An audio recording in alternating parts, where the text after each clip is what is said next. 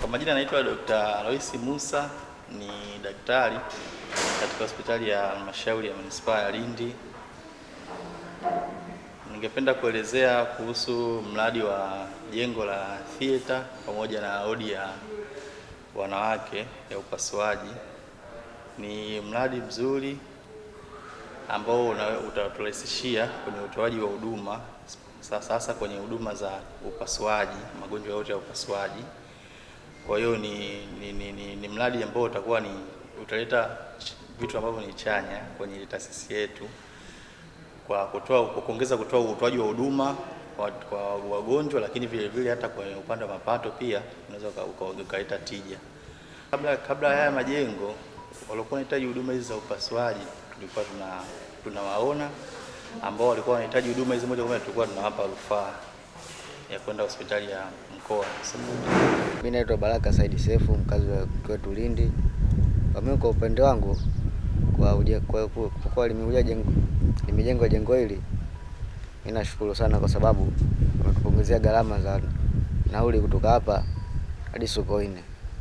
Na nashukuru vile vile kwa kuwa limekuja sehemu sahihi na vile vile ilitusaidia kwa wananchi wa eneo hili. Kimsingi tunashukuru sana kwa uwezeshaji huu wa Dr. Samia Suluhu Hassan ambaye amewezesha kukamilika kwa majengo yetu haya mawili. Tunategemea kwamba sasa wateja wetu ama wananchi wetu ambao walikuwa wanapata shida kwenda kupata huduma hizi mbali na eneo hili wanaweza wakapata huduma hizi kwa uharaka zaidi, lakini pia tunategemea wateja hata kutoka nje ya halmashauri ya Lindi ama nje ya wilaya ya Lindi kuja kupata huduma hizi kwa haraka zaidi.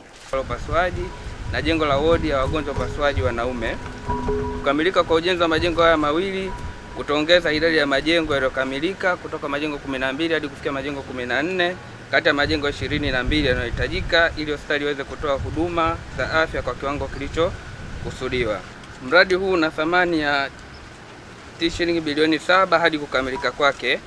Kuanzia mwaka wa fedha 2022/23 hadi kufikia mwaka wa fedha 2025/26, hospitali ya manispaa ya Lindi imepokea kiasi cha shilingi bilioni 3.26 kwa ajili ya utekelezaji wa mradi huu. Lengo la uwekezaji huu ni kuboresha miundombinu ya huduma za afya, kuongeza uwezo wa hospitali katika utoaji wa huduma za kibingwa na upasuaji, pamoja na kuinua ubora, usalama na upatikanaji wa huduma za afya kwa wananchi wa manispaa ya Lindi na kwa mkoa kiujumla. Tunawapongeza na tunawashukuru sana kwa usimamizi mzuri. Maanake mtu akija hapa akaambiwa imeingia milioni kadhaa, akija kuichungulia anaiona kabisa machoni mwake. Lakini kuna siku ambayo tulikuja muda tukaambiwa kuna changamoto hapa mbili. Kwanza umeme, pili maji. Sasa leo nimetamkiwa kwamba umeme umefika na maji je? Maji tayari. Subscribe kwa kubonyeza kitufe chekundu chini ya video hii na kisha bonyeza alama ya kengele ili uwe wa kwanza kupata kila kinachotokea muda wowote hapa Mashujaa TV.